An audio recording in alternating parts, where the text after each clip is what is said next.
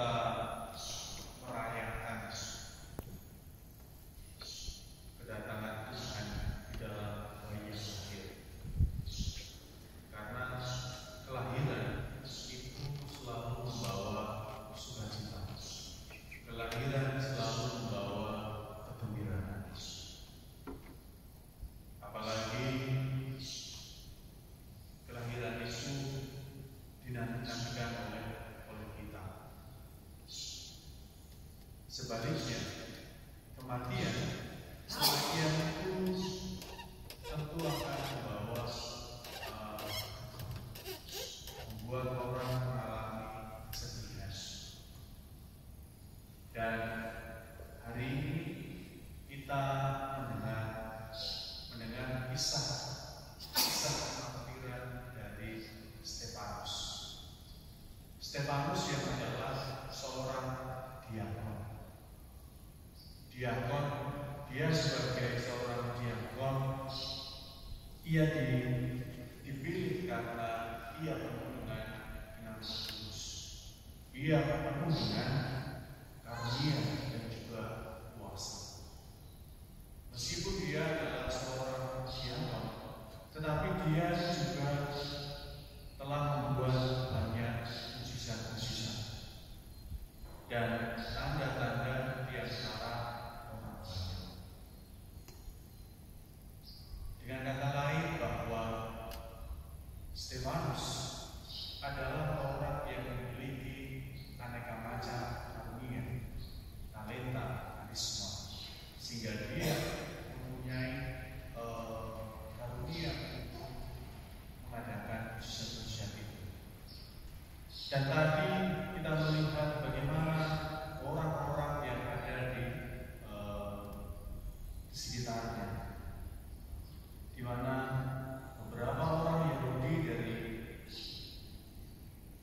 Kilikia dan juga dari Asia, mereka yang iri akan karunia yang dimiliki oleh Stefanus, sehingga mereka akhirnya mencoba untuk menghasut orang-orang Yahudi yang lain untuk membunuh, untuk merajam Stefanus ini.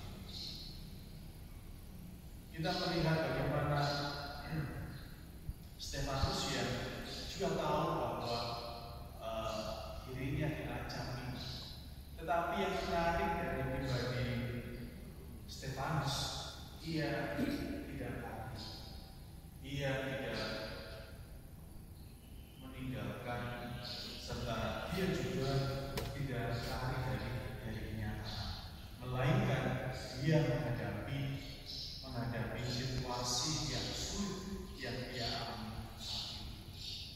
Dan ketika dia diajar, dia juga tidak lari, melainkan sikap yang sangat menarik, yakni posisi batinnya. Dia malah berpasrah kepada Tuhan. Dan bentuk pasrah itu terungkap dari kata-kata dia yang sangat menarik di dalam doanya. Ya Tuhan Yesus, terimalah Rohku.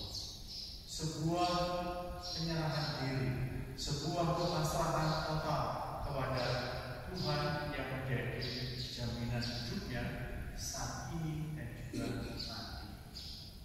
Kalau saya menggambarkan apa yang dikatakan oleh Stefanus ini, seolah-olah apa yang dia katakan dan juga apa yang dia hidupi itu sinergi, senada dengan apa yang dikatakan oleh Yesus sendiri ketika dia bergantung di kayu salib.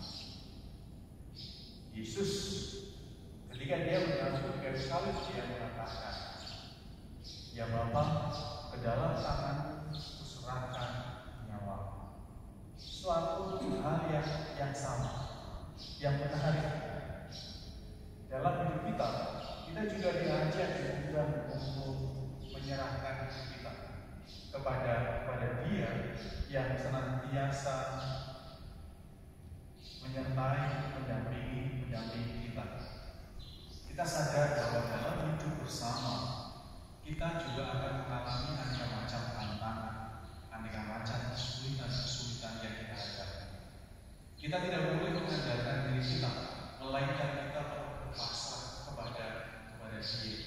Dan ketika kita berpasrah kepada Dia, maka hidup kita, diri kita akan senantiasa dibimbing, diarahkan sesuai dengan kehendaknya.